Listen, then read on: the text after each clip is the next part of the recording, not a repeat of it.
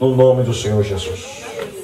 Eu os convido para relermos o texto que começamos no início do culto, que nós denominamos a leitura oficial, que está no Evangelho que escreveu o evangelista Mateus, o capítulo 27, os versículos 32 até os 54, no nome do Senhor Jesus.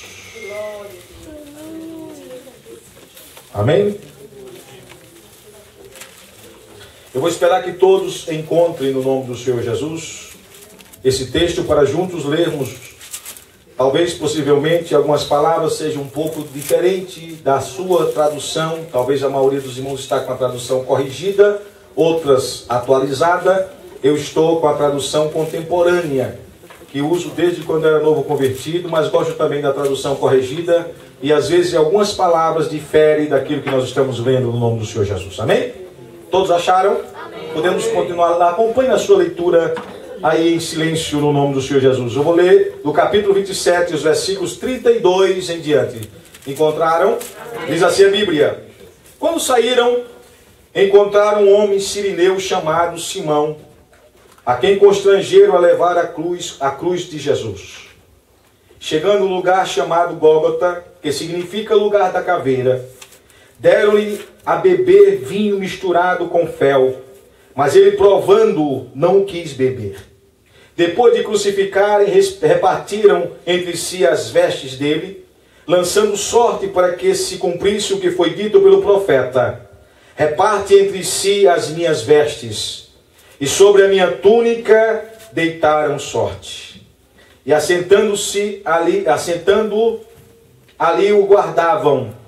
Por cima da sua cabeça puseram escrito a sua acusação: este é Jesus, o Rei dos Judeus. E foram crucificados com ele 2 assaltantes, um à direita e outro à esquerda. Os que passavam blasfemavam dele, maneando a cabeça, e dizendo: tu que destróis o templo em 3 dias, reedifica, salva-te a ti mesmo. Se és filho de Deus, desce da cruz. Da mesma maneira também os principais sacerdotes, com os escribas, anciões, fariseus, escarnecendo, diziam: salvou a outros, a si mesmo não pode salvar-se. É rei de Israel? Desça agora da cruz e creremos nele. Confiou em Deus, livre-o agora se de fato o ama, pois disse: sou filho de Deus. E o mesmo lhe lançaram também em rosto os assaltantes que com ele haviam sido crucificados. Desde a hora 6ª até a hora 9ª, houve trevas sobre toda a terra. Por volta da hora 9ª, exclamou Jesus em alta voz: Eli, Eli, lama sabachthani, que quer dizer: Deus meu, por que me desamparastes? Alguns dos que ali estavam ouvindo isto diziam: ele chama por Elias. E logo um deles, correndo, tomou uma esponja, embebeu-a em vinagre e, pondo-a numa cana, dava-lhe de beber. Os outros, porém, diziam: deixa, vejamos se Elias vem livrá-lo. E Jesus, clamando outra vez com grande voz, rendeu o espírito. E nesse instante o véu do templo se rasgou em 2 partes, de alto a baixo. Tremeu a terra e fenderam-se as rochas. Abriram-se os sepulcros e muitos corpos dos santos que dormiam ressuscitaram. E saindo do sepulcro depois da ressurreição de Jesus, entraram na cidade santa e apareceram a muitos. O centurião e os que com ele guardavam a Jesus, vendo o terremoto, as coisas que havia sucedido, tiveram grande temor e disseram: verdadeiramente este era filho de Deus. Aleluia. Meus amados, a palavra que Deus colocou no meu coração, ela é muito simples, como sempre as coisas de Deus o é. Mas é uma meditação para a gente ceiar hoje. Nós sabemos que hoje é o culto de Santa Ceia. E eu quero convidar todos vocês, são meus convidados, ou melhor dizer, convidado pelo Espírito de Deus, para nós fazermos uma visita ao Calvário. O Calvário, irmãos, é um lugar que nós precisamos sempre visitar. Aliás, Só há Pentecostes quando entramos no Calvário. Para entrarmos no Calvário, precisamos reconhecer e entender o sacrifício expiatório e substitutivo de Jesus na cruz do Calvário. Sem Calvário não há Pentecoste. Depois do Pentecoste tem o trono de glória onde vamos ser coroados. Irmãos, é interessante esse texto sagrado, embora que muitos irmãos já leram, já releram, já meditaram. E é muito importante que todos nós, irmãos, visitemos de vez em quando o Calvário, ou lembremos um pouco dele, porque lá no Calvário foi certamente escrito ou reescrito a nossa história e a história de toda a humanidade. Aleluia. Não podemos ser salvos, não podemos ter a redenção no nome de Jesus, se verdadeiramente você e eu não encontrarmos o Calvário com Cristo Jesus. É claro que Calvário é lugar de sacrifício, Calvário é lugar de humilhação, Calvário é lugar de dores profundas e amargas. E certamente o Calvário não é uma sala nobre onde nós nos sentamos e nos deleitamos. Calvário nos traz profunda reflexão do que nós éramos, do que nós somos e do que nós seremos em glória em Cristo Jesus. Quando chegamos no Calvário, começamos a observar as dores profundas e aprendemos muito, irmãos. Na verdade, se você quer ser médico, você tem que passar na faculdade de medicina. Se você quer aprender lei, você tem que passar na faculdade de direito. Se você quer aprender de engenharia, você precisa ser um engenheiro. Mas para você aprender sobre perdão, amor, restauração, transformação e libertação, nós precisamos ir ao Calvário. Aleluia! E meus amados, na verdade, às vezes nós não gostamos de ouvir, de falar e muito pouco viver o Calvário. Mas eu quero meditar com você sobre esse texto sagrado que é muito profundo. Fala dos últimos momentos do nosso Senhor e Salvador Jesus Cristo. E a Bíblia fala, meus amados, que a Santa Ceia, Jesus disse, fazer isto em memória de mim. Nós estamos lembrando o que o Senhor Jesus fez por nós. Nós vamos tomar daqui a pouco o pão, nós vamos tomar daqui a pouco o vinho, e é bom você lembrar, até ele diz, até que eu volte, até que eu venha. Precisamos lembrar do Calvário no nome do Senhor Jesus. E nós precisamos, irmãos, profundamente conhecer o Senhor Jesus. E sabe como é que eu conheço Jesus? Diga comigo, lá no Calvário. Glória ao nome do Senhor Jesus. Mas, meus amados, no capítulo 16, e é bom, do versículo 21 do Evangelho que escreveu o evangelista também Mateus, se você quiser ler comigo, olha só que Jesus daqui você vai observar algumas razões para a cruz ou para o Calvário de Cristo. No capítulo 16 do Evangelho de Mateus, os versículos 21, diz assim o texto sagrado, é o Senhor Jesus falando para os seus discípulos. Você vai observar as razões pelas quais o Senhor Jesus foi ao Calvário.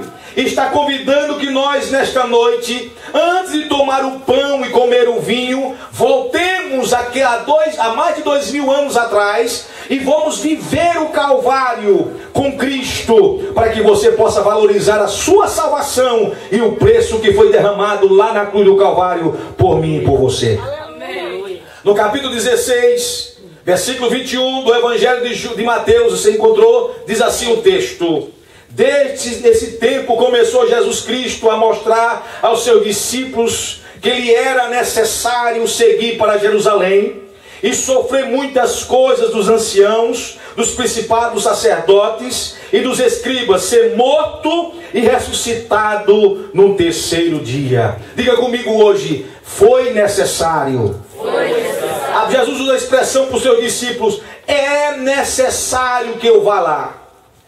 Foi através desta palavra que Pedro toma a palavra e não vai, Senhor, tem misericórdia de ti. Jesus diz, é necessário que eu vá ao Calvário. Mas por que era necessário que nós chegamos, que Jesus vá ao Calvário e que nós voltemos ao Calvário na nossa mente? Primeiro, é necessário porque Jesus ia ao Calvário por causa do pecado de todo homem. O pecado do homem levou Jesus ao Calvário. E a Bíblia diz em Romanos 3:23, todos pecaram e destituídos estão da glória de Deus. Era necessário Jesus ir ao Calvário, porque a humanidade toda pecou. E somente no Calvário o Senhor poderia perdoar os nossos pecados. Aleluia.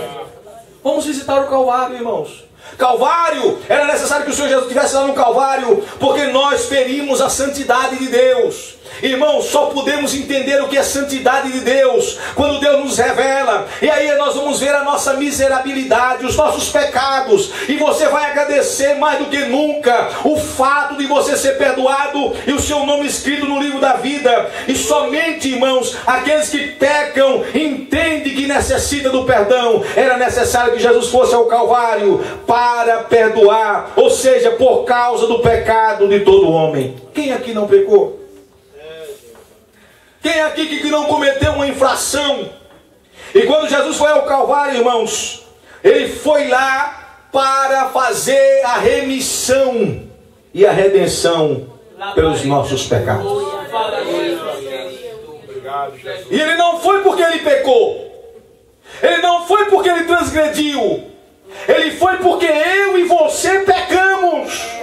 Ele não merecia o Calvário, eu e você merecemos o Calvário, mas ele foi como ovelha muda ao matadouro. Ele não deu nenhuma palavra, ele não murmurou, ele até no momento sentiu a dor do Calvário, quando ele antecipou lá na oração que ele orava no monte, ele disse, Senhor, se for possível, Deus meu, afasta de mim este cálice, mas não faz a minha vontade, mas a tua vontade, ó Pai. O pecado do homem levou o Cordeiro de Deus que tira o pecado do mundo ao Calvário. E por mim e por você, ele determinou ir ao Calvário, irmãos. E lá no Calvário ele resolve se entregar por mim e por você. Eu queria que você valorizasse isso. Eu estou só lembrando a você a morte expiatória e substitutiva de Jesus na cruz do Calvário. Por que é necessário Jesus ir ao Calvário? Depois, por causa do pecado de todo homem. Em segundo lugar, ele foi ao Calvário. Era necessário ir ao Calvário porque o pecado faz separação entre Deus e o homem. O homem não podia ter comunhão com Deus porque o pecado impedia a ligação do homem com Deus. Era necessário ir ao Calvário. Ele foi ao Calvário, sabe para quê, irmãos? Para tirar o pecado de nós e colocar sobre ele. E a Bíblia diz em Isaías 59, versículo 2: mas as vossas iniquidades fazem separação entre vós e o vosso Deus, e os vossos pecados encobrem o seu rosto de vós, para que não vos ouça. Antes Deus não ouvia o povo dele na terra, Deus não ouvia ninguém. Só através de Jesus Cristo na cruz do Calvário você pode dizer nesta noite: Abba, Pai. O pecado, era necessário Jesus ir ao Calvário, irmãos, porque o pecado estava instalado na humanidade. E você observa no texto que nós lemos, irmãos, havia separação, havia uma distância muito grande entre o homem e Deus. E por isso que a Bíblia diz que Deus, através de Jesus, reconciliou o homem com ele. Foi através de Jesus, o mediador da nova e eterna aliança, que pegou na mão do pecador miserável, eu e você, e pega na mão de um Deus santo e poderoso, e une o pecador com o santo e perdoa os nossos pecados. Era necessário que ele fosse ao Calvário. Aleluia. Todos nós pecamos, irmãos. E o pecado faz separação. O problema não era com o poder de Deus, o problema não era com o conhecimento acerca de Deus, o problema não era com Deus, mas era com o homem que pecou contra Deus. E somente Jesus indo ao Calvário poderia trazer perdão sobre os nossos pecados. E a Bíblia diz que quando João Batista estava no Rio Jordão batizando, o Espírito Santo, ele viu o Espírito Santo descer com uma forma corpórea. Diz lá João, o Evangelho de João, pousar sobre Jesus, e ele diz assim: eis o Cordeiro de Deus, capítulo 1, versículo 29 do Evangelho de João, eis o Cordeiro de Deus. Aí ele dá um brado no meio daquela multidão que não entendia o que ele estava falando: este é o que tira o pecado do mundo. Este arranca pela raiz o pecado. E quando ele tira o pecado do mundo, ele libera agora o acesso para Deus. Você hoje pode adorar a Deus, você pode conversar com Deus, você pode sentir Deus hoje, porque foi necessário Jesus ir ao Calvário. E lá no Calvário ele tirou o meu e o seu pecado, lá na cruz do Calvário. Irmãos, o melhor de tudo isso, sabe o que é? É que Satanás, ele não pode mais nos acusar de nenhum outro pecado, porque a Bíblia diz que ele pegou, está lá em Colossenses capítulo 3, lá versículo 15, ele pegou de Satanás a cédula que era contra nós, e ele diz assim: me dai cá, Satanás, toda acusação do passado contra o meu filho e contra a minha filha, eu vou agora arrancar da tua mão e vou pendurar lá no Calvário e risco o cedro contra este povo, porque há perdão de Deus lá na cruz do Calvário. É necessário no Calvário. Por isso que Paulo lá no capítulo 8 de Romanos diz assim: nenhuma acusação há contra aqueles que Deus escolheu, porque aquele que Deus escolheu não pode ninguém acusar. Pode alguém acusar alguém que Deus já justificou pela fé? Foi necessário ir ao Calvário. Você entende isso, meu irmão? O seu passado ficou apagado.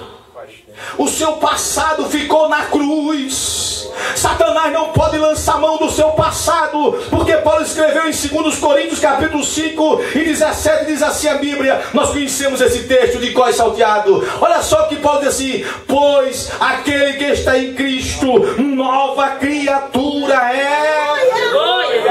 As coisas velhas, ei Satanás, as coisas velhas já passaram, e Deus fez em você e eu tudo novo. Dê um glória a Deus aí para o Senhor Jesus. Era necessário ir ao Calvário. Aleluia. Por causa do pecado do homem. Irmãos, é interessante que quando você lê o Antigo Testamento e observa os detalhes, quando Deus descia para falar com o seu povo, eu queria que você prestasse atenção nisso. Se você ler bem a Bíblia Sagrada no Antigo Testamento, você vai entender, meus amados, e vai valorizar o tempo da graça. Porque hoje, irmão, nós estamos desconhecendo e deixando de valorizar a graça que Deus tem dado por nós. Nós sabemos que temos 7 dispensações. Deus fez 7 dispensações na terra, e nós estamos na 6ª dispensação, que é a dispensação da graça. Aleluia. Teve a dispensação da lei, teve a dispensação abraâmica, teve a dispensação, irmão, de que mais? Da inocência, que foi a primeira. Qual foi mais alguma dispensação que você lembra? Da consciência, governo humano. A outra dispensação patriarcal. Agora a penúltima dispensação é a graça de Deus. A graça de Deus a se manifestado, trazendo salvação a todos os homens. E na dispensação da lei, quem pecava morria, quem batia apanhava, e não tinha chance, irmãos. E agora olha só o protocolo, olha para mim por favor, e pensa um pouco nisso, nessa mensagem simples. Escuta: para alguém chegar diante de Deus, ele tinha de ser por meio de sacerdote. Ninguém podia falar a Deus sozinho. Havia separação. Lá no templo, ou no próprio tabernáculo que Deus fez, Ele colocou lugares distintos: pátio, santo lugar e lugar santíssimo. E ninguém adentrava um lugar ao outro se Deus não fizesse por chamar, e tinha de ser por meio de sacerdote. E o último lugar para habitar tinha de ser o sumo sacerdote, diga comigo, uma vez por ano.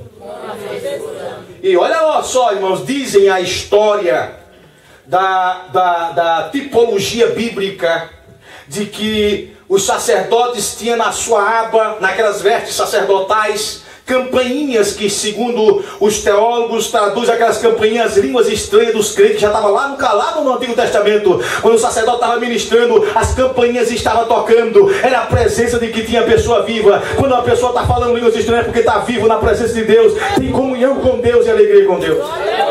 Mas contam os historiadores que colocava na cintura do sumo sacerdote, que subia uma vez ao ano, lá no lugar santíssimo, uma corda, porque ninguém podia adentrar o lugar santíssimo, só o sumo sacerdote, só uma vez por ano. E quem entrasse lá morria. E se o sacerdote tivesse em pecado, ali mesmo era fulminado. Era necessário que Jesus fosse ao Calvário. Mas escute-me, por favor. O sacerdote entra, ele está ministrando. Primeiro ele se purifica dos seus pecados, fazendo todo aquele cerimonial, aquele rito para chegar no lugar santíssimo. Havia um grande véu de separação e ninguém podia adentrar naquele lugar, só era privilégio do sumo sacerdote. Vou repetir de novo para você deixar bem claro na sua mente: uma vez por ano. O lugar santíssimo era o lugar da arca, o lugar dos querubins que estava encurvado, onde estava dentro da arca a vara de Arão que floresceu, as tábuas da lei, e estava o maná como memória do povo de Deus no meio do deserto. Quando o sacerdote entrava lá, diz a Bíblia que o sumo sacerdote, uma fumaça da glória de Deus descia no lugar santíssimo, e eles dobravam-se e adoravam ao Deus dos céus e orava pelo povo. Mas quando Jesus entrou no Calvário, está aqui no capítulo 27, ele chegou no Calvário, estendeu a mão na cruz, e quando deu o último brado, aconteceram algumas coisas interessantes. Uma das coisas que aconteceu é que o sol escureceu, a terra tremeu, e diz a Bíblia que se fenderam as rochas. Mas sabe o que me encanta aqui, irmãos? É que a Bíblia diz que o véu do templo, ou seja, o véu da separação, foi rasgado de alto a baixo. Agora eu não entro no Santo dos Santos uma vez por ano, eu entro todas as vezes que eu tiver vontade, e lá eu vou adorar o Pai em espírito e em verdade, sentir Ele, e Ele vai me sentir, porque Ele está no lugar santo dos santos. Era necessário que Ele fosse ao Calvário. Para quê, pastor? Para abrir o véu, para tirar a distância, a separação. Olha, irmão, que coisa linda se você entendesse isso. Na verdade, nós estamos vulgarizando as coisas santas. Você pode hoje sentir Deus, irmãos. Era impossível para o antigo, na antiga aliança, um filho de Deus, um filho de Israel sentir o próprio Deus, era por intermediário. Hoje você pode sentir a presença do Espírito de Deus. Aliás, o Espírito Santo de Deus habita dentro de cada salvo em Jesus Cristo. Aleluia! Mas pastor, nós somos pecadores. Sim, não tenha dúvida. E cometemos vários pecados que até é horrível, e é bom nem falar, porque senão você vai ficar um pouco meio desacreditado por algumas pessoas que ele conhece. Mas o que me chama a atenção, sabe, pastor Pedro, é que quando Jesus olha para mim, Ele não olha para o João, Ele não olha para o pecador, Ele não olha para o insensato, Ele não olha para aquele que comete erro. Quando Ele olha para mim hoje na nova aliança, Ele vê agora a cobertura de Cristo, que chama-se propiciação. Ele vê agora Cristo em mim, e agora Ele recebe a minha oração, e o meu louvor chega diante dEle, e Ele se alegra comigo. Era necessário que Ele fosse ao Calvário, porque agora você tem acesso a Deus. Você não precisa de A e de B. Você mesmo pode dizer: Senhor, eu estou aqui fraco, eu estou aqui pequeno, eu estou aqui cheio de dúvida, eu estou aqui arrasado, mas eu venho aqui pelo sangue do Cordeiro do Calvário. E sabe o que vai acontecer? O Espírito Santo vai pegar você fraco e vai fortalecer, vai alegrar, vai renovar, vai dar uma pincelada em você, e daqui a pouco você se levanta cheio do Espírito Santo, marchando como general, porque era necessário que Jesus fosse ao Calvário. Aleluia! Aleluia! Glória ao nome do Senhor Jesus. Aleluia! Glória a Deus! Aqui nós vemos o amor de Deus. Por isso que em João 3,16 é o texto áureo do Novo Testamento. Diz assim a Bíblia: porque Deus amou o mundo. Agora me explique de que maneira. Mas que tal é essa? Porque o escritor não tinha palavras para expressar o tamanho do amor de Deus. Irmão, de vez em quando eu paro para pensar: por que Deus me ama? Por que Deus te ama? Será que Deus te ama porque você fez alguma coisinha bonita, agradável a Ele? Porque quando nós começamos a olhar no espelho, que é a Bíblia, e se você olhar para este espelho, você e ele, dentro das Escrituras, você vai ver a sua miserabilidade. Você vai ver como você é ruim, como você é imundo diante de Deus. E a Bíblia fala que nós somos a nossa justiça. É como se for a trapo de imundícia. Porque Deus nos ama. Deus vivo. Porque Ele resolveu perdoar você e eu, que não merecíamos. Porque Ele resolveu arrancar você da garra de Satanás e disse: esse aqui não, essa aqui é minha, esse aqui é meu, eu lavei pelo sangue do meu filho, na cruz do Calvário é meu, e está marcado, selado. Deus poderoso, aleluia. Porque Jesus foi no Calvário. E nenhuma acusação há contra aqueles que Deus justificou. Aleluia, glória a Deus. Você pode agora adorar este Deus. Você pode sentir este Deus. Você pode receber este Deus. Você pode falar a língua dos santos e dos anjos, porque Deus está com você. Ele foi ao Calvário, e no Calvário Ele perdoou nossos pecados. Louvado o nome do Senhor, aleluia. Em 1 João capítulo 1, versículo 7, outro texto célebre e conhecido mundialmente, diz assim a Bíblia: se andarmos na luz, como Ele na luz está, temos comunhão uns com os outros, e o sangue de Jesus Cristo nos purifica de alguns não, irmãos. Diga comigo: de todo o pecado. Aí no capítulo 1 de 1 João, versículo 9, descendo um pouco, diz assim: se confessarmos os nossos pecados, Ele não só perdoa, Ele é fiel e justo para nos perdoar. Ele não só nos perdoa os nossos pecados, mas nos purifica de toda a nossa injustiça. Aleluia. Aí se você vai para o capítulo 2 de 1 João, e o versículo 1, ele diz assim: filhinhos, não pequeis, não peque. Mas se você pecar, filhinho, não fique no pecado. Levante a cabeça, você tem um advogado para com o Pai, Jesus Cristo, o justo.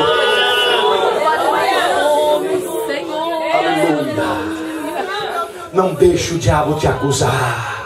Não deixe o diabo passar o dedo em você e dizer: você está acabado e destruído. Diz: não, Satanás, eu tenho um advogado por excelência, que está no trono de Deus, intercedendo por mim e por você.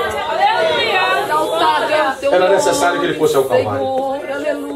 Irmãos, se nós vamos parar para pensar o que nós fizemos esse mês todo, além dos murmuradores online, tem tantos outros murmuradores dentro de casa, né?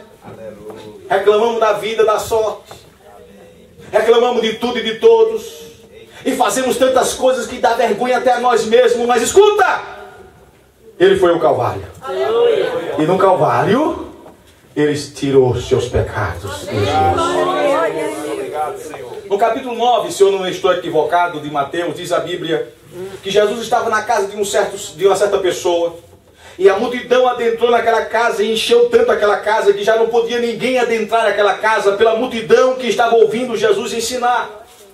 E diz a Bíblia que tinha um homem paralítico há muitos anos, e 4 homens pegaram ele, levaram ele por cima da casa, abriram o telhado daquela casa e com corda lançou aquele homem no meio onde Jesus estava. Ele desceu, e eu imagino a multidão olhando, parou o sermão, aquele homem desce, e Jesus olha para aquele homem, e a intenção dos 4 que levou aquele homem aleijado, doente, era para ser curado, irmão. Jesus olha para aquele homem e diz assim: filho, perdoados estão os teus pecados. Aleluia. Aí um olha para o outro e diz assim: quem é esse homem para perdoar pecado? Está dizendo blasfêmia, está murmurando, está querendo ter o direito do próprio Deus que perdoa pecado. Aí Jesus olha assim para aquela multidão que estava razoando nos seus pensamentos e coração. Jesus olha para eles assim: qual é mais fácil dizer, filho, perdoados estão os teus pecados, ou dizer a este paralítico que está como um maracujá todo encolhido aqui: levanta-te, toma a tua cama e anda. Aí o povo ficou parado.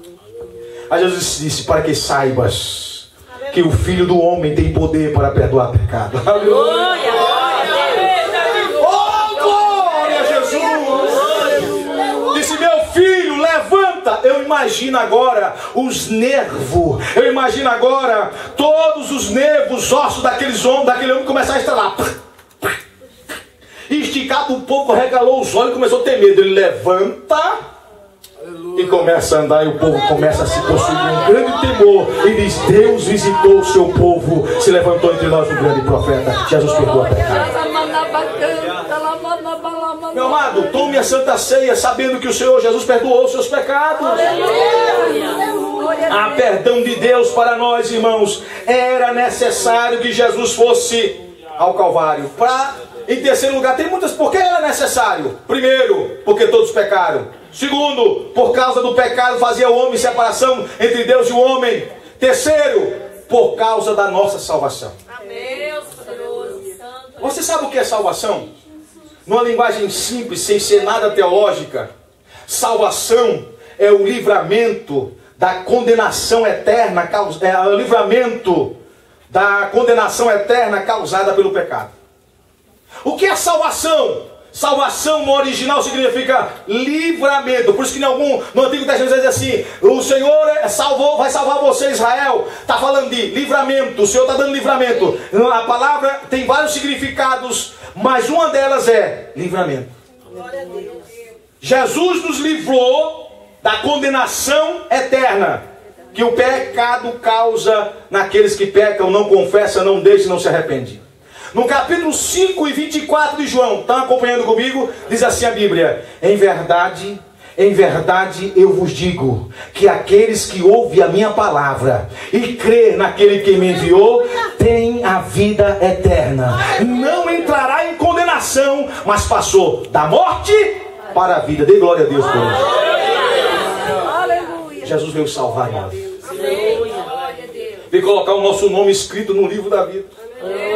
Não tem bênção maior, irmãos. Quando nós estamos aqui na Santa Ceia do Senhor, nós precisamos, irmãos, literalmente, no nome do Senhor Jesus, entender isso. Olha só o que diz Romanos capítulo 5 e versículo 9. Romanos 5 e 9 diz assim a Bíblia, muito mais agora, sendo justificado pelo seu sangue, seremos salvos, diz a Bíblia, da ira por meio dele. Quem era esse? Diga comigo, Jesus Cristo. Aleluia. Amém, meus amados? Aleluia. Era necessário ir para o Calvário. Para quê? Para dar a minha salvação e a sua. Amém. Você e eu somos salvos porque Jesus foi ao Calvário. E Calvário é lugar de quê? Sofrimento. Dor. Um cientista e um médico, há alguns anos atrás aqui nos Estados Unidos, ele começou a fazer tecnicamente pela medicina o que Jesus passou no Calvário para poder enfrentar a morte. Qual foi, se fosse emitir uma certidão de óbito da sua morte, ou morte causa, ele contou tecnicamente o que seria o sofrimento. E ele diz no seu laudo, o sofrimento da cruz é o mais drástico, o mais terrível, o mais temível e o mais doloroso que um homem pode suportar. Nós começamos a ver muitos crimes bárbaros por aí. E ele diz, nenhum desses crimes bárbaros dessa geração odierna compara o sofrimento de um homem na cruz sendo sacrificado. E eu estou indo para a parte final desta meditação. Irmãos, eu quero que você agora, por que foi necessário Jesus ao Calvário? Citamos pelo menos 3 pontos, e tem mais outros, mas não quero me demorar. Agora eu passo para meditar. Observe a realidade da cruz do Calvário. Eu queria trazer a você na memória, embora que você já leu a Bíblia, já viu filmes de Hollywood como o de Mel Gibson, talvez você até chorou diante das telas de televisão pelo ator que estava literalmente traduzindo, encenando um acontecimento de mais de 2000 anos atrás. A primeira coisa que eu quero trazer à sua mente, no nome do Senhor Jesus, que o sofrimento na cruz foi real. Não era prego de borracha não, irmão. Não era um dublê que estava encenando para chamar a atenção do mundo, não. Como alguns fazem quando é na Semana Santa, que eles dizem que é santa. Ali era real o sofrimento. As dores de Jesus foi real. Os murros que ele levou no estômago, as tapas, os cuspes foram real. Ele sofreu por mim e por você. Eu quero que você pense nisso no nome do Senhor Jesus. Glória a Deus. Às vezes nós estamos acostumados à encenação. Estamos acostumados, irmãos, de ver e meditar e até nos emocionamos. E até choramos. Eu quero trazer à sua memória hoje que o sofrimento na cruz do Calvário foi real. Aleluia. Ele sofreu por nós. Aleluia. Isaías retrata isso numa revelação no capítulo 53 do seu livro. Ele diz assim: o castigo que nos traz a paz estava sobre os seus ombros, e pelas suas pisaduras fomos sarados. Olhava nós para ele e não víamos beleza alguma para o desejar. Ele estava transfigurado. Ele estava, irmãos, você já viu uma pessoa que foi de um acidente de carro, ou uma pessoa que foi esmurrada, ele fica totalmente deformado. Jesus estava deformado fisicamente, porque ele estava carregando os pecados de toda a humanidade sobre ele. Se você olhasse para Jesus, não é este Jesus que você vai ver ele em glória. Era um esbofeteado, sangrando, com a cruz de espinho que furou a sua fronte. As chibatas que batia dos seus argozes no seu corpo era de ossos fininho, e quando batia, arrancava vísceras dele, vinha com carne e outra coisa mais. Ele sentiu a dor real por mim e por você. Você não está aqui hoje só para comer o pão e beber o vinho como se fosse uma coisa qualquer e banal. Irmão, para você pensar que o real momento de Jesus foi real aquilo ali. Ele padeceu. Ele sofreu as piores humilhações, a pior dor, irmãos. A segunda coisa que eu quero chamar a sua atenção rapidamente: a vergonha na cruz foi real. Irmãos, imagine o mestre, ele nunca tirou a sua roupa para ninguém. Diz a Bíblia que despiram ele, e diz o texto, para se cumprir a profecia, começar agora a lançar sorte sobre a sua roupa. Ele estava desnudo ali na cruz do Calvário. A vergonha que Jesus passou foi real. Diz a Bíblia no capítulo 27, 35, que nós lemos: depois do que crucificaram, repartiram entre si as suas vestes, tirando sorte, irmãos. Jesus estava lá sendo envergonhado. Sabe por quem? Por mim e por você. Você entende isso? Eu quero trazer a sua memória hoje, para que você tome a Santa Ceia hoje, não de qualquer maneira. Não é o pão, não é o vinho que vai fazer uma diferença. Isso aqui é uma representação. Jesus disse que esse pão representa o corpo, o vinho, o sangue. Mas é muito mais do que isso, o valor é muito maior. Por isso Jesus disse: fazer isto em memória de mim até que eu volte. Porque quando ele voltar, levar a sua igreja, nós teremos uma boda chamada boda do Cordeiro, e lá nós vamos cear de novo com ele. Ele vai cear conosco. Aleluia, aleluia. O sofrimento dele foi real. A vergonha dele foi real. Imagine, irmãos, que por qualquer coisa algumas pessoas querem desistir do Calvário, né? Quer desistir da sua salvação, da sua comunhão com Cristo. Imagine só. Ele foi até o fim. Terceiro lugar que eu quero que você entenda isso no nome do Senhor Jesus: a separação na cruz do Calvário não foi uma encenação, foi real. Você sabia que Jesus nunca se separou do seu Pai desde a eternidade? Quando ele diz aqui: Elohim, Elohim, lama sabachthani, hebraico, desculpe, aramaico. Aí ele está dizendo aqui: Deus meu, por que tu me abandonaste? Original diz: viraste as costas para mim. Porque a Bíblia diz que Deus não pode ver pecado. Ele é santo. E o pecado da humanidade toda estava em Jesus. Ele carregou sobre si todos os pecados da humanidade. E naquele momento Deus se separa de Jesus. Pelo momento, Jesus sentiu pior do que todas as dores físicas. Foi a separação do seu pai. Aquilo era real, irmão. Você imagina o amor de Deus. Vamos voltar ao amor que eu estava acabando de falar aqui. Aí a gente pergunta, por que Deus nos ama, hein? Irmão, não dá para entender esse amor de Deus. E a Bíblia diz que Deus disse um dia a Moisés: Moisés, eu tenho misericórdia de quem eu quiser ter misericórdia. Eu dou a minha benevolência a quem eu quero dar a minha benevolência, né? Deus chega assim para uma pessoa: eu amei essa pessoa. Sabe qual foi o nome de Salomão antes de ser Salomão? Quem lembra? José de Dia ou Judidites? Zé de Dites, né? Sabe o que significa isso? Deus olha para ele e diz assim: eu amei. Tem coisa que não dá para entender o amor de Deus. Deus pega assim: eu lhe amei. Agora mexe com aquele que Deus amou. Ponto. E o fato é tão interessante que Deus pega algumas pessoas que certamente ninguém aqui, por mais humilde que seja, por mais compassivo que seja, nenhum de nós colocaríamos, se não pudéssemos escolher, na nossa genealogia, ou seja, nas nossas descendência, os ancestrais, alguém que foi prostituta. Você colocaria?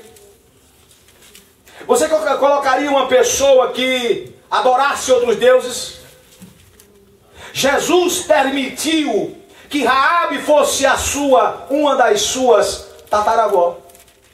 E a Bíblia diz que ela era meretriz. Jesus permitiu colocar Raabe e depois a moabita Ruth. Ela era moabita.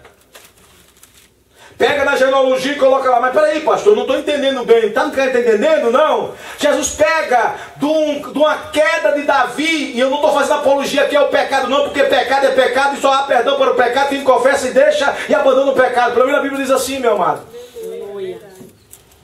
Agora Deus pega de um relacionamento duvidoso de Davi com Betseba. Depois que morreu o seu primeiro filho, nasce quem? Salomão. E Deus olha para Salomão e diz assim: eu amei ele, e ele, segundo o que eu posso entender aqui, vai ser rei de Israel e o homem mais sábio da terra, porque eu amei.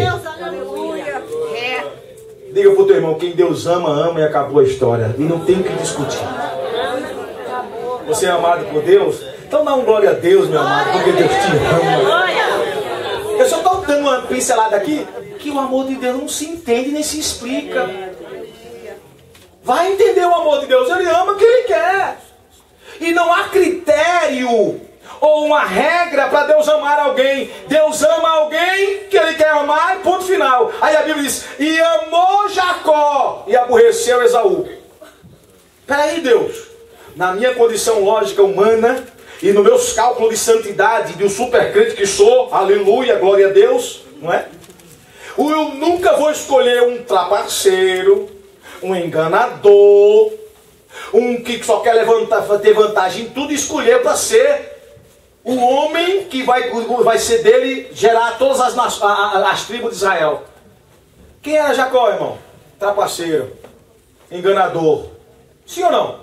Aí Deus diz assim: eu amei ele. Só uma pessoa, duas pessoas deu glória a Deus. Porque é meio complicado entender os critérios santos de Deus. Deus amou Jacó. Ah, pastor, não pode, porque diz assim, aqui, assim. Não pode. Deus faz regra, Deus quebra regra. Deus faz leis e quebra lei. Ele é soberano e glória ao nome do Senhor. Se Ele amou, está amado. Você entendeu isso aqui ou não? Às vezes nós temos um padrão muito grande, quer dizer, queremos discutir com Deus, irmão. Deus é diferente de nós. E muito, mas infinitamente muito. E sabe o que me chama a atenção nisso aí? É que Deus me amou sem eu merecer o amor de Deus. Sabe o que Paulo escreveu na Revelação? No capítulo 8, e parece que o versículo 5 de Romanos, ele diz assim: Deus prova o seu amor para conosco, em que Cristo Jesus, quem completa o texto? Morreu por nós, sendo nós ainda, como ainda? Pecadores. Não nem sequer levantamos a mão para aceitar Ele como Salvador. Ainda éramos pecadores. Eu vou morrer, meu Pai. Eu vou morrer por Ele, porque através da minha morte eu vou trazer Ele para perto de Ti. Mas Ele ainda é pecador, mas eu vou morrer. Era necessário que Ele fosse ao Calvário. Por quê? Para que Ele pudesse viver as realidades da cruz do Calvário, para que hoje nós pudéssemos estar aqui festejando e dando glória ao nome do Senhor. Você entende isso? Deus te ama, irmãos. Deus te ama. E eu estou terminando aqui dizendo, observe os resultados da cruz do Calvário. Primeiro resultado da cruz do Calvário, qual é? Diga comigo, o amor imensurável de Deus por mim. Repita isso, por favor. O amor de Deus imensurável por mim. E não é esse amor banal que nós estamos banalizando, não. Que qualquer coisinha, eu te amo, e depois está falando mal, né? Eu te amo, e depois está metendo cacete, como diz o nordestino lá do Ceará, né? O amor de Deus é o ágape. Ou numa outra tradução para os teólogos, HP, né? O HP, o ágape, esse é o amor de Deus. E a Bíblia diz que João escreveu na sua casa, Deus, Ele é amor. A essência de Deus é amor. Sabe qual foi o primeiro resultado do Calvário? Diga comigo, o amor de Deus para a minha vida. Diga, repita isso aqui. O amor de Deus para a minha vida. Escute, Deus te ama. Vou repetir de novo isso para você e que fique gravado nas tábuas do teu coração. Deus te ama. Não importa o que está acontecendo. Deus te ama. Ah, pastor, mas eu não estou entendendo. Estou sofrendo, estou passando por esta luta. Irmão, escuta o que eu vou te dizer. Deus simplesmente te ama e ponto final. Através do seu Filho Jesus. Porque de vez em quando, irmão, nós queremos duvidar e questionar do amor de Deus. E é não naquele momento de maior fragilidade, ou de uma situação de sofrimento e de angústia na nossa alma, é que nós questionamos o amor de Deus, não é isso? Quando nós estamos passando por aquele momento de tempestade, naquela luta, lá no vale, passando por aquele sofrimento, quando todo mundo abandona, surge determinadas coisas na nossa vida que nós não compreendemos, mas por que isso? Escute, o Espírito Santo está falando com você, meu filho, eu te amo. Mas por que Deus me ama e eu estou passando por isso? Porque Deus deseja trabalhar com o teu caráter, a tua personalidade, e reedificar a tua vida, e reestruturar e dar um novo sentido para a tua vida e para a tua alma, para que você entenda que Ele é Deus e não há outro Deus além dele. Ele é Deus, Ele te ama. Resultado do Calvário, o amor de Deus. Você entende isso, irmão? Você pode entender isso? Deus, eu era novo, quando eu não era novo convertido, cheguei a uma fase da minha vida que eu duvidei do amor de Deus. Só que se você ler a Bíblia, você não precisa mais de prova nenhuma para Deus te amar. Deus não precisa provar que nos ama, porque Ele já provou. E o texto é bem claro no capítulo 8 e versículo 5 de Romanos que nós já lemos. Ou melhor, citei para os irmãos. Deus prova. De que maneira Deus provou? Tem prova maior do que dar o seu próprio filho para morrer por nós, irmão? Só que a gente não entende isso. Mas eu estava no ciclo de oração, irmãos. Entre algumas experiências no início da minha fé, eu cheguei a questionar, sozinho na minha casa, sem ninguém da minha família crente, sofrendo, feito, diz o nordestino, sovaco de aleijado.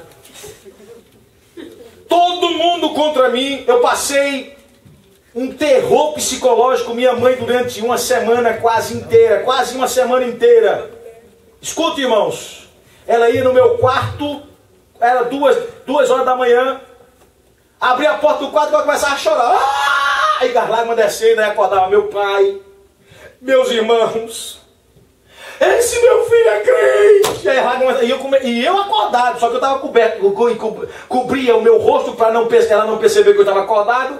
Ai, meu Deus, é crente esse menino. E começava a fazer aquele drama. E as lágrimas desciam nos meus olhos várias noites. Numa das noites, que eu não sei, depois de 3 ou foi 4 vezes que ela chegou lá, isso toda madrugada. Aí meu irmão se levantava e dizia: você vai matar minha mãe, desgraçado, deixa esse negócio de crente. Aí eu dizia: você é doido, olha que inferno está na minha casa. E imagine você, um adolescente de 15 anos de idade, ouvir tudo isso e aguentar. Aleluia. Quando foi uma das noites, Na penúltima noite que minha mãe fez isso, as lágrimas desceram dos meus olhos e eu falei com Deus naquela noite, deitado na minha cama. Eu disse: Senhor, eu não aguento mais. Se amanhã minha mãe voltar aqui, eu não sei se vou aguentar continuar crente e fiel a Ti. Me perdoe, Senhor, eu não aguento mais. E Deus ouviu minha oração. Aleluia. E na outra noite, eu não me lembro mais de nada, porque eu dormi com um profundo sono. Nada, absolutamente nada. Me acordei já cedo, já limpo. Glória a Deus que não apareceu ninguém no meu quarto. Oh, glória! Mas, irmãos, apareceu. Minha mãe foi de novo. E eu não sabia, porque eu estava com um profundo sono. E a minha irmã mais nova, Jocelyn Cristina, um dia ela vinha aqui, vocês conhecem ela, é a mais nova. Ela sempre acompanhava minha mãe para o meu quarto. E na outra noite, na penúltima noite, quando eu disse isso, quando a minha mãe abre a porta do quarto, minha irmã me conta num dia de manhã, no outro dia, escuta esse mistério aí. Ela abre a porta do quarto, vê um fogo queimando o quarto, e eu falando uma língua que ela não entendia, arrepiou minha mãe e elas correram para o quarto para dormir, e nunca mais foi me perturbar, porque o Senhor é Deus e te ama. Sabe qual é o detalhe? Eu não era batizado ainda com o Espírito Santo, não. Eu tinha um mês de crente, irmão. Minha mãe tomou um susto, aí a minha irmã disse: Joãozinho, porque me chamava de Joãozinho lá, meu pai é João também, disse: Joãozinho, que fogo foi aquele? Que língua era aquela que tu falava? Que a gente teve um medo, se arrepiou, e minha mãe foi deitar e até hoje ela não faz mais nada, ela já é crente no nome do Senhor. Glória a Deus, Deus te ama. São experiências da nossa vida que não dá para você entender, mas Deus faz. Agora escuta, eu estava no ciclo de oração, passando os momentos mais difíceis que todo cristão passa, de sofrimento, de luta, de prova. E no ciclo de oração cheio lá em Alagoas, Maceió, nunca esqueci disso. Poucos meses de crente, já batizado com o Espírito Santo, já tinha, não meses não, já tinha anos, já tinha uns 2 anos, 3 anos de crente, naquela luta, sabe aquela luta? Sei. Aquela abençoada luta. Oh, luta abençoada. Agora você que é abençoada. Antes, meu amigo, não é abençoada, não. Quando está passando pela luta, dói. A gente quer espernear, não é, irmã Angela? Quer cair fora. Ai, meu Deus, não aguento. Aí Deus, fica quieto aí. Eu estou te provando para te aprovar. E depois colocar o meu selo em ti e ser glorificado por meio de ti. Dê glória ao nome do Senhor Jesus. Eu cheguei quebrantado naquela tarde, daquele dia do círculo de oração, as irmãs de joelho, eu dobrei o meu joelho no meio da igreja e disse: Deus, tu me amas. Eu nunca esqueci disso, irmão, porque foi uma experiência vivida comigo e com Deus. Eu disse: tu me amas, faz alguma coisa, porque eu não aguento mais. Tu me amas, Deus. Mas Deus é tão bom que entende a nossa linguagem de convertido, irmão. De pessoas meninas, de Deus nos trata como menino e como filho. E quando a Bíblia diz que Paulo diz que a gente está tomando leite como criança recém-nascida. E de repente o poder de Deus caiu sobre aquela igreja. Foi um fogo, um pentecoste. Todo mundo se unindo para a gente de Deus, falando línguas estranhas. E eu falando, sabe o quê? Só perguntando: tu me ama, sentindo Deus nada. Eu estava sentindo nada, irmão. Um sendo falando em língua, outro profeta, tudo de joelho, um poder caindo, Jesus batizando com o Espírito Santo, e eu vazio, seco, como o mês de janeiro, no alto sertão de Pernambuco. Pense numa coisa seca.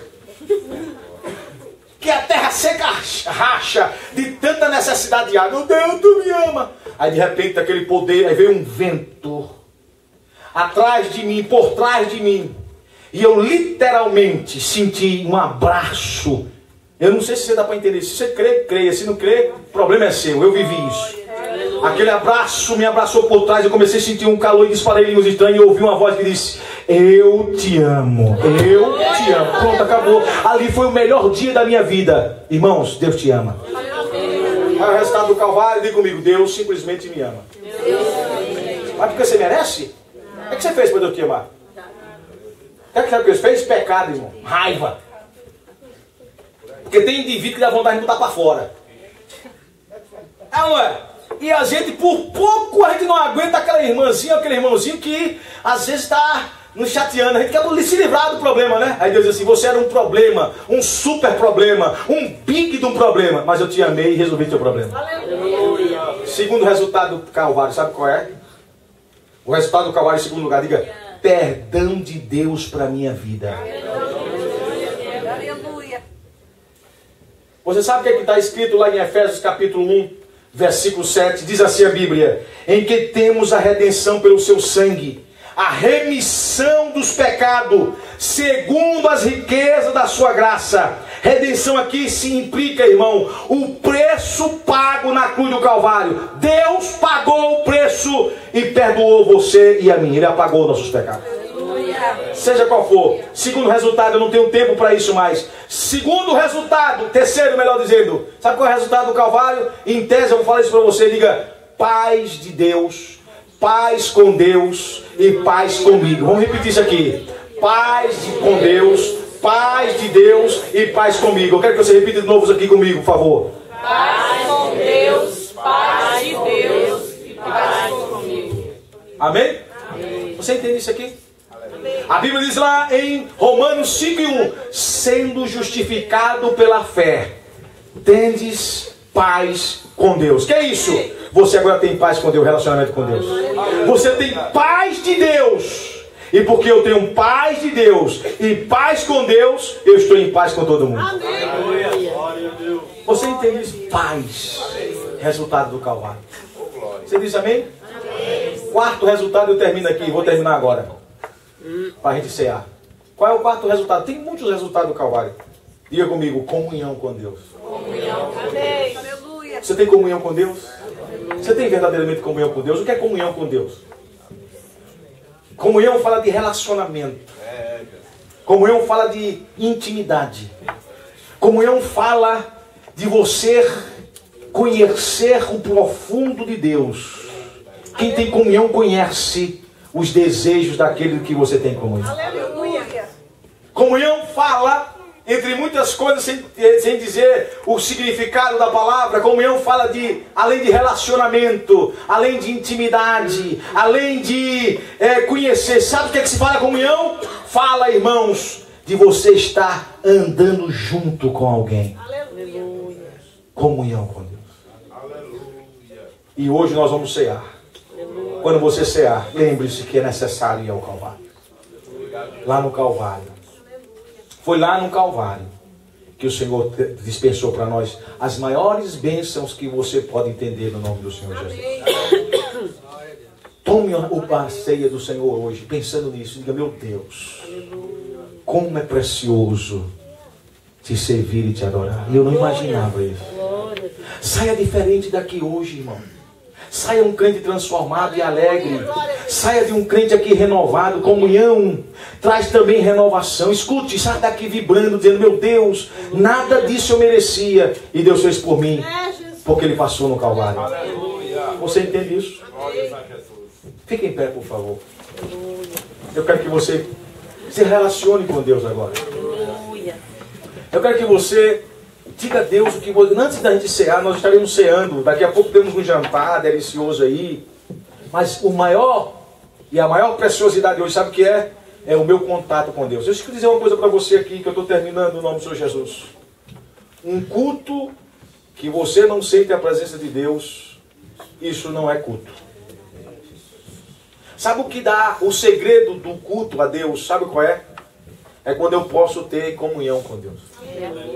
É quando eu posso ter um relacionamento pessoal, individual. E todo o meu relacionamento pessoal e individual com Deus, ele é único, ele traz uma coisa nova para nós.